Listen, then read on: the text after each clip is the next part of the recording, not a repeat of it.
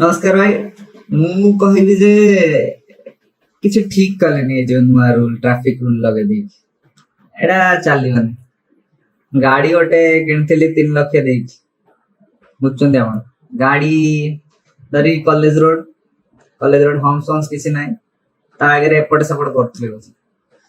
ତ ଏଇ ରୁଲ ଲଗେଇଦେଲେ ଏବେ ହେଲମେଟ ତ ପିନ୍ଧେ। ହେଲମେଟ ଆପଣ କି ପିନ୍ଧେ କହୁନାହାନ୍ତି?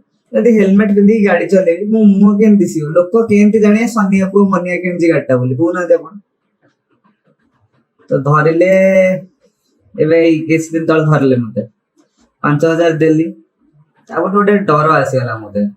ଯେତେବେଳେ ହେଲମେଟ ଦେଖୁଛି ଗୋଟେ ଗୀତ ମନେ ପଡୁଛି, ମୁଁ ତତେ ଛାଡି କୁଆଡେ ଯିବି ମୋ ପ୍ରିୟା। ମାନେ ଏତେ ଡର। ଭାବୁଛି ଗୋଟେ ସାଇକେଲ କିଣିଦେବି, କଲିଂ ବେଲ ଗୋଟେ ଲଗେଇଦେବି, ଲାଇଟ୍ 4-5ଟା ପଛରେ ଲଗେଇଦେବି, ଏପଟ ସେପଟ ସାଇକେଲ ଚଲେଇବି, ଆଉ କଣ କରିବି।